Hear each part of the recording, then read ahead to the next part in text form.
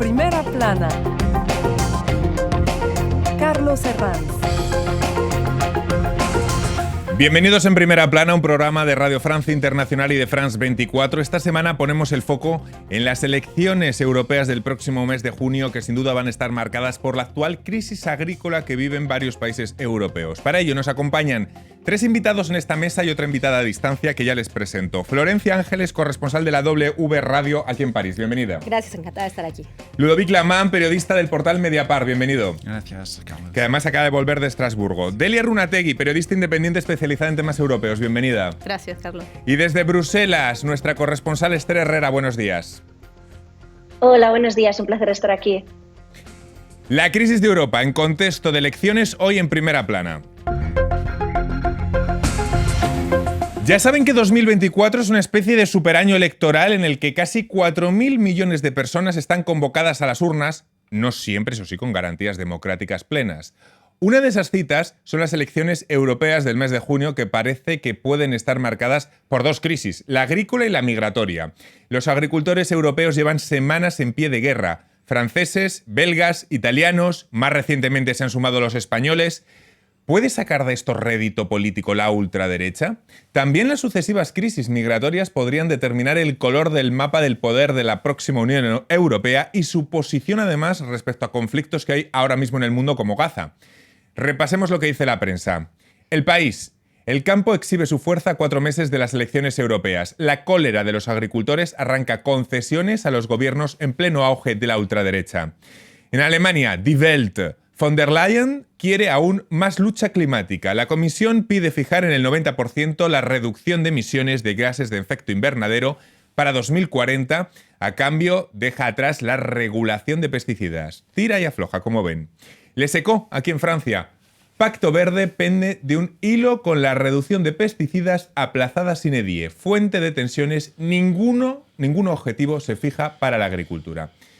Bueno, quizá la primera pregunta, compañeros, es ¿la crisis del campo puede determinar lo que pase en estas elecciones europeas a 4 meses? Florencia. Yo creo que es un tema clave, le llamaban este enero agrícola que tuvimos justamente con las protestas y todos los partidos, Carlos, pues cuando empezaron las protestas, particularmente en Francia, pero bueno, en otros países, que el último fue España, que se unió a esas protestas, empezaron justamente de todos los partidos a reaccionar. Y evidentemente, ¿por qué? Porque también la ultraderecha tenía ya desde hace tiempo en el campo, al menos ha tenido siempre este auge, es el más próximo finalmente fuera de las ciudades y realmente también está aprovechando que esta agenda también pues esté cambiando y es un tema clave para las elecciones europeas, sin duda. Ludovic. Sí, un tema clave también lo creo. Quizás habrá otros, como por ejemplo migraciones. En Francia creo que el tema de la ampliación de la UE va a ser como muy complicado también para muchos partidos en la izquierda, sobre todo. Lo que a mí me sorprende es que, por ejemplo, la Unión Europea parece que ya ha empezado a reducir su ambición en cuanto al Pacto Verde y las elecciones todavía no han pasado. O sea, me parece que aquí hay como un tema, ¿no? Sí, cuando se aproxima la fecha electoral casi todo puede estar encima de la mesa. También es un periodo en el que se distorsiona mucho, ¿no? Con este trasfondo de elecciones. ¿Crisis agrícola va a marcar las elecciones de junio, Delia? Sí, totalmente, Carlos. Yo creo que no hay que recordar mucho, hay que simplemente pensar en las elecciones de noviembre en Holanda, lo que ocurrió, que después de meses de protestas del sector agrario y ganadero, pasaron las elecciones legislativas y ¿qué es lo que ocurrió? Ganó el candidato de la extrema derecha, Geert Wilders. Exactamente, que fue una sorpresa mayor, no se lo esperaban. Y se cree que el voto en protesta por las últimas medidas que se tomaron por el Pacto Verde impulsó que este candidato de extrema derecha tomara el poder. Por el momento, von der Leyen aparca la reducción de pesticidas y plantea más ayudas. Esther Herrera, Bruselas, ¿en qué van a consistir estas ayudas en concreto? Aquí, buenos días, aquí hay varias cuestiones. Las voces que criticaban sobre rebajar la ambición en política ambiental se viene escuchando con más fuerza desde hace aproximadamente un año. La presidenta de la Comisión Europea, Ursula von der Leyen, no ha sido aún muy específica, pero sí que ha dicho que con el diálogo estratégico que se lanzó la semana pasada, una especie de foro de debate entre agricultores e instituciones, espera escucharles más, por ejemplo, en cómo en la cuestión de la ley de restauración de la naturaleza, para que no afecte tanto al campo. También dar incentivos públicos para un etiquetado especial, para favorecer los productos europeos. Se estudian varias medidas, no solo basadas en el dinero, porque la Comisión ya ha hecho varios guiños al campo, como retirar la norma que obligaba a una parte de las tierras que estuvieran en barbecho, es decir, un tiempo en que las tierras tienen un descanso, o en la cuestión de los pesticidas, como has comentado, o más salvaguardas en la entrada de productos ucranianos. Son medidas que demuestran el enorme poder que tienen los agricultores en la Unión Europea, quizás el lobby más poderoso y que más concesiones sigue de la Unión Europea. Y es evidente que el contexto electoral tiene una influencia, pero no solamente. Sí, estas concesiones se producen entre presiones de la derecha y el miedo a los populismos. Les pregunto, ¿este miedo está guiando la pacificación de esta crisis agrícola, ya no solo en Bruselas, sino también en países como en Francia? Sí, por supuesto. Finalmente, yo creo que el gran miedo también es que la ultraderecha, que ya se ve que es la que, al menos en Francia, va a tener varios escaños en el Parlamento Europeo, ahí también hay muchos preocupados porque ahora tenga tanto poder la ultraderecha que incluso pueda llegar a esos puestos claves de las comisiones, ¿no? del organismo. Entonces, finalmente sí está guiando este miedo. Por eso también yo creo que el gobierno francés cedió muchísimo. Había hecho 3 anuncios el primer ministro, el recién nombrado Gabriel Attal, y las 2 primeras reuniones que tuvo con los agricultores no fueron tan bien recibidas por ellos mismos. Seguían con los bloqueos hasta que no anunció justamente este plan contra los pesticidas que se iba a retrasar justamente para poder tener pues un poquito más de apoyo hacia estas elecciones, ¿no? Quizá nos tengamos que hacer la pregunta que antes evocaba Ludovic. Hay que ser claros. ¿Esto significa que la transición verde será más lenta por miedo al populismo? Que es lo que estamos intentando decir, ¿no? A mí me parece obvio por el tema de, justamente hablamos de la decisión el martes pasado, ¿no? De aparcar la normativa de reducción de los pesticidas, ¿no? Que es como eso era una pieza clave, ¿no? Del Pacto Verde de Ursula von der Leyen. Y es una señal muy claro hacia, bueno, la ecología nos interesa menos que antes. Quizá no sé si equilibrar las demandas del campo, Delia, y la cuestión medioambiental, que viene a ser una deriva del equilibrio entre ecología y justicia social, que es una dicotomía que nos empezamos a encontrar casi a cada paso, en cada problema. ¿Cómo hacer ese equilibrio entre la agenda medioambiental y la justicia social al mismo tiempo? Yo creo que lo importante es no pensar que las dos son contraparte. Yo creo que es la misma cara de la misma moneda, es decir, la justicia social y la ecología van de la mano. ¿Por qué? Porque al reducir el uso de ciertos pesticidas que se saben que son nocivos, se ayuda a la salud tanto de las personas que trabajan en el campo como de las personas que consumen los productos que han sido afectados por estos pesticidas. Entonces, yo creo que simplemente hay que tener en cuenta, hacer un poco más de trabajo de terreno y ver cuáles son las necesidades del campo para que puedan aplicar las medidas del Plan Verde y lo que es el problema que le solicitan de que reduzcan los pesticidas, pero teniendo en cuenta que no les pueden exigir el mismo productividad, porque es ilógico. Si se reducen los pesticidas, si se reducen el espacio que utilizan, no pueden seguir produciendo de la misma forma.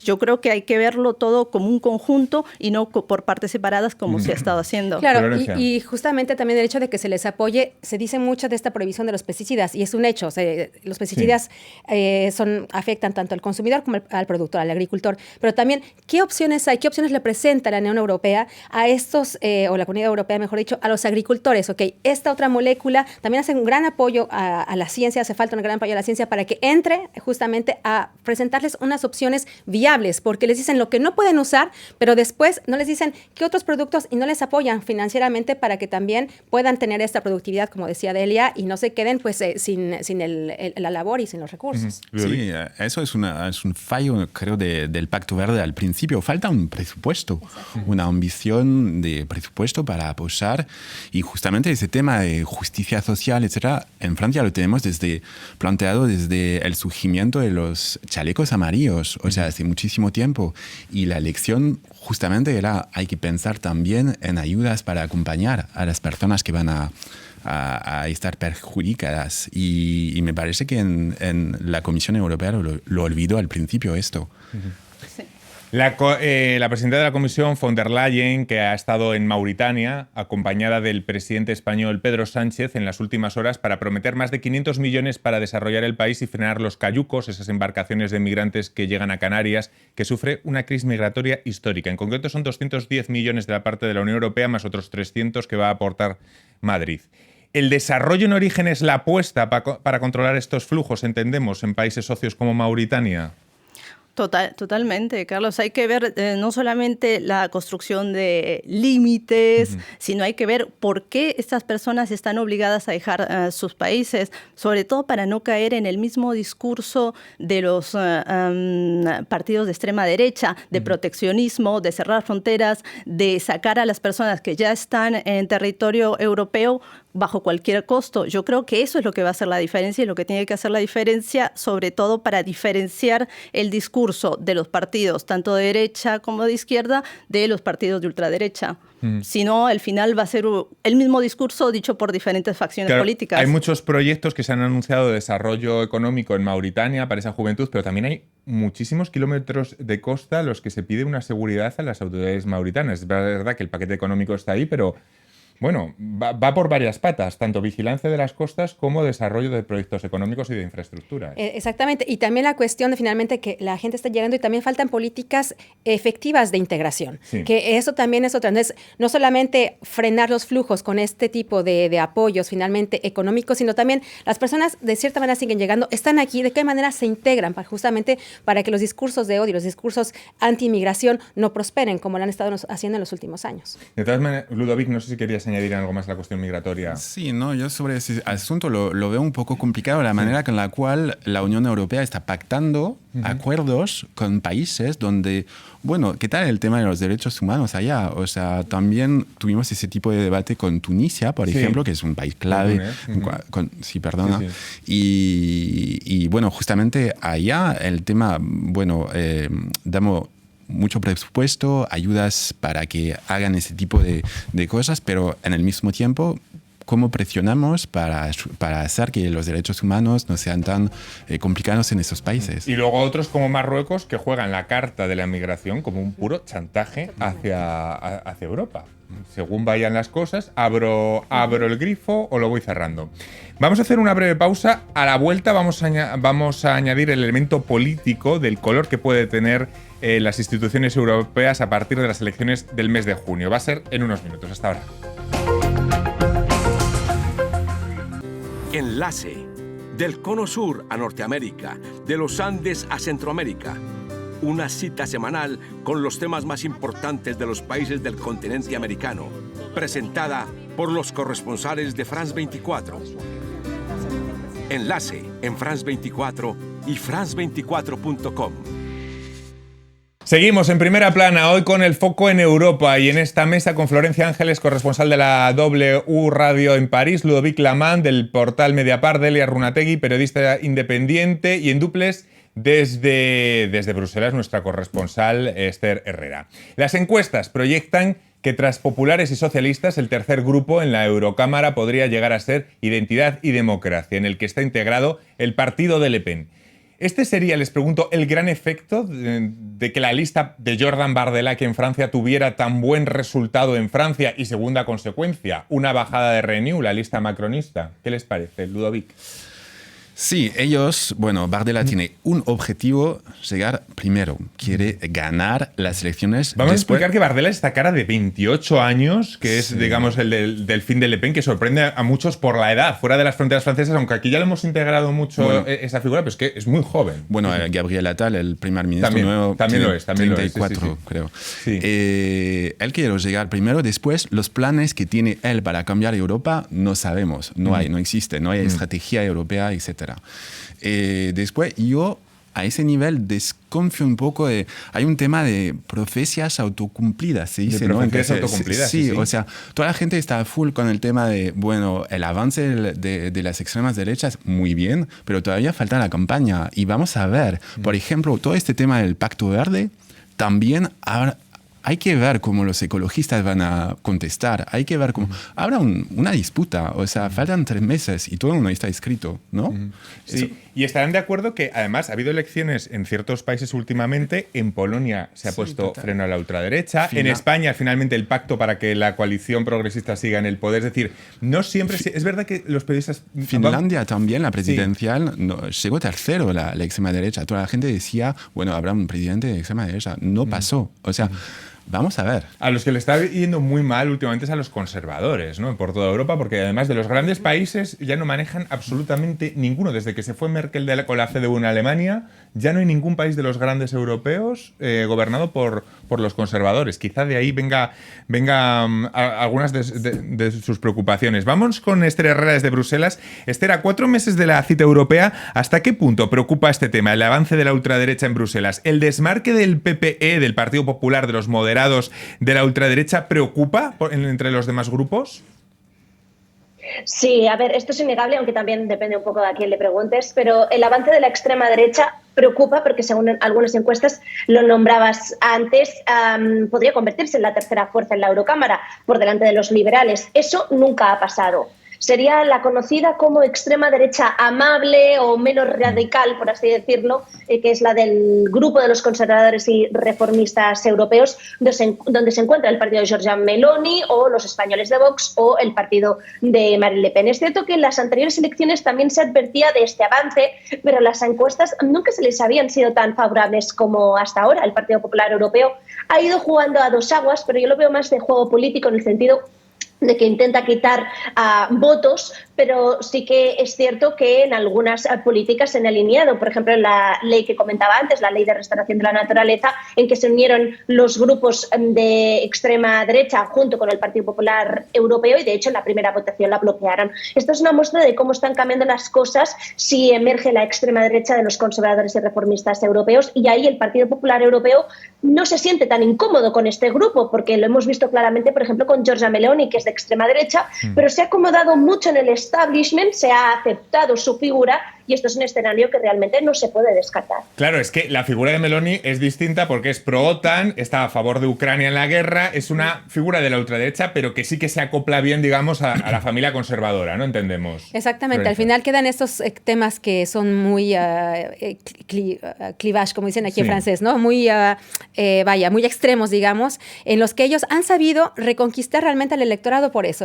Ya no se muestran con estas figuras que van a romper, por ejemplo, ya no es el debate de qué va a pasar con la Unión Europea, a dónde vamos, ¿no? Sí, sigue todavía, por supuesto, el debate sobre qué tanto apoyo vamos a dar o no a la integración de nuevos países, ¿no? Ya Finlandia lo acaba de integrar, está Ucrania, pero bueno, hacen que sean vistos como más gobernables, más partidos con el poder en lugar de tanta oposición. En la nueva Eurocámara hay la división clásica, habrá la división clásica entre conservadores y progresistas, pero también es otro eje de variables, europeísta y eurófobo. Y atención, porque es transversal, porque vemos, por ejemplo, el caso de Meloni, que está en la ultraderecha, pero que es europeísta. No sé qué esperan de esta nueva composición. También hablamos antes del tema francés, y es verdad que hablamos de Le Pen. ¿Os acordáis de Le Pen hace años cuando hablaba del Frexit? Exactamente. Eso ya ha pasado a mejor vida. Eso ya no existe tampoco. No, es decir, vemos que eso ya ha quedado fuera. Que tampoco Hay la movimientos. ultraderecha no es un bloque, que es lo que se entiende mal a lo mejor fuera de las fronteras europeas. Tampoco es un bloque Sí, hay, sin fisuras. Desde ya hay dos grupos diferentes en el exacto. Parlamento. Efectivamente, yo creo que lo que busca más que nada el bloque de Meloni es lograr hacer alianzas para tener un más poder en el Parlamento Europeo y cambiar la Unión Europea, pero desde dentro. Ya no están con el discurso, porque han visto las consecuencias del Brexit, Claro. y en este momento geopolítico tan particular no es favorable para ningún país estar solo. Entonces, sigue la idea de mantenerse en un grupo, la Unión Europea, pero lo que ellos ahora buscan es tener una posición para poder legislar y proponer leyes que les sean más de ultraderecha. Y Ludovic. hay el tema también se dice en francés cordón sanitaire. El cordón sanitario, sí. Tal cual. Y eso va a ser clave el año que viene en las instituciones europeas, porque Meloni no hay cordón sanitario. Exacto. Y cada vez Está en más todo bien, países o sea, ese cordón sanitario se ha ido degradando, cada vez en más países. Como ¿no? en España, ¿no? A nivel local, etcétera. Y, por ejemplo, la cumbre de diciembre en Bruselas, Meloni fue clave en conseguir como un acuerdo con Víctor Orbán, etcétera. Entonces, como que toda la gente quiere, bueno, es posible trabajar con ella. Marine Le Pen, francesa, ella sí, oficialmente en Estrasburgo, no quieren trabajar con ella. ¿Eso va a cambiar si su grupo llega tercero en el Parlamento? Puede ser que sí, puede ser que no. Eso va a ser como también en la campaña. Los partidos tienen que decir si quieren trabajar con ella o no. Exacto. Bueno, serán unos comicios decisivos para la Unión Europea en plena transformación, que tendrá que iniciar las primeras reformas internas para la próxima gran ampliación hacia el este. Esther Herrera, Bruselas, ¿cómo será esa construcción del futuro de la Unión? Pues no va a ser nada fácil. Probablemente será una legislatura que marcará las bases para esta futura ampliación en 5 años, que es lo que dura la legislatura. No lo veo para que ningún país entre, pero será decisivo cambiar cosas radicalmente. Ahora mismo yo creo que la Unión Europea se enfrenta a uno de sus mayores desafíos. Para empezar, la de reformar la política agrícola común. Ahora mismo una de las políticas con más presupuesto, 1/3 del dinero público europeo va hacia la PAC, pero la Unión Europea, tal y como está ahora, es incapaz de acoger a un país como Ucrania y tener la PAC actual, porque Ucrania se lo quedaría todo por la gran cantidad de tierras de cultivo que tiene. También se debe reformar los sistemas de toma de decisiones. Por ejemplo, se debe ir retirando la unanimidad en algunos temas. No puede ser que cada vez que un país quiera bloquear unas conclusiones se paralice todo, como hace actualmente cada 2 por 3 el primer ministro húngaro Víctor Orbán, o tener que llegar a soluciones extremas cuando el pasado diciembre en la cumbre de líderes europeos le pidieron a Víctor Orbán que saliera de la sala para que todo el mundo votara a favor de abrir negociaciones con Ucrania. Una Europa a 27 ya es muy complicada, una Europa con más de 30 países es inmanejable. Probablemente la Unión Europea tendrá en esta próxima legislatura,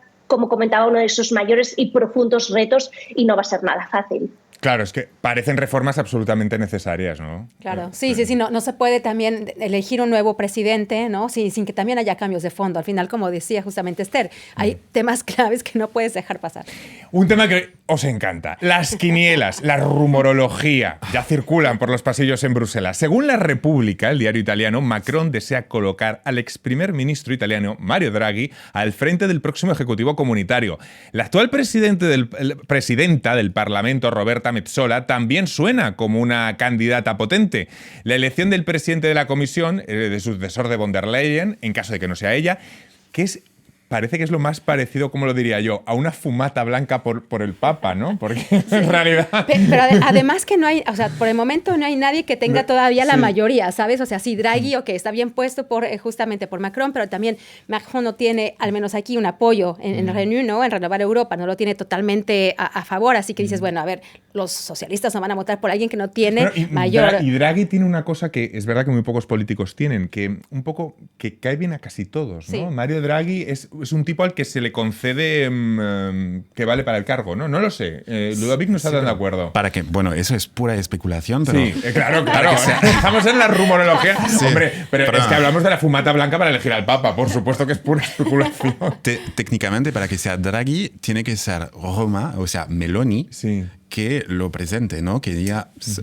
Él va a ser mi candidato. No sé qué son las relaciones entre los dos. O sea, eso es una idea de Macron, quizás, pero después cada capital tiene que mandar su candidato.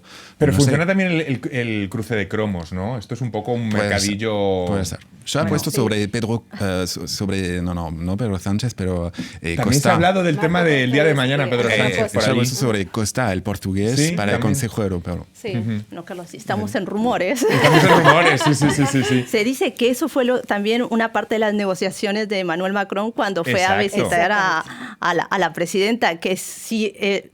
aceptaba bajar algunos de los medidas del campo, iba a obtener su apoyo. Sí. Son rumores. Le vamos a preguntar a nuestra corresponsal en Bruselas, a Esther, por la rumorología. Ya que estamos aquí dando la especulación, Esther, cuéntanos.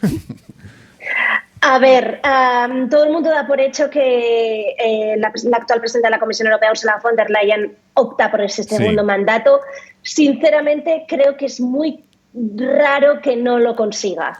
Es cierto que ha sido muy criticada en algunas cuestiones, pero yo veo difícil que von der Leyen no consiga un segundo mandato. Es cierto que suena mucho Mario Draghi, pero lo cierto es que quizás se puede ver en otro tipo de posiciones, ¿verdad? Que hay un poco una ley no escrita en que la Comisión Europea tienes que tener ya cierto bagaje político. Mario Draghi, que yo sepa, no está afiliado a ningún partido político, no se sabe. Eso es extraño que un personaje, al final, una persona tan técnica que no está en ningún partido político acabe emergiendo como un presidente de la Comisión Europea o de un presidente del Consejo Europeo. Yo lo veo difícil. Por cierto, que la Comisión Europea ha pedido ayuda a Taylor Swift para aumentar el número de electores jóvenes. Las filas de Trump que también andan preocupadas por la influencia de Swift. No sé si hay problemas para conectar a los jóvenes con la Unión Europea. ¿Qué les parece esta petición? Les leo datos. 42% de participación entre menores de 25 años en 2019, cuando la participación total fue del 50%. Sí, yo creo que es una manera justamente de atraer a este tipo de electorado, ¿no? Sí. Al menos, si bien el 50% en general la participación de jóvenes, en Francia es mucho menor. En Francia está únicamente entre el 32% y 37% de los jóvenes que están votando en esas elecciones. A ver si ayuda. Sí, yo Taylor. creo que sí. Además, Taylor Swift es un fenómeno mundial. Yo creo que mal no va a ser. Mal no va a hacer. Bueno, pues veremos qué pasa. Muchísimas gracias, Florencia, Ludovic y Delia, y a Esther Herrera, nuestra corresponsal en Bruselas, y a todos ustedes por acompañarnos. Les esperamos la próxima semana aquí en Primera Plana. Gracias.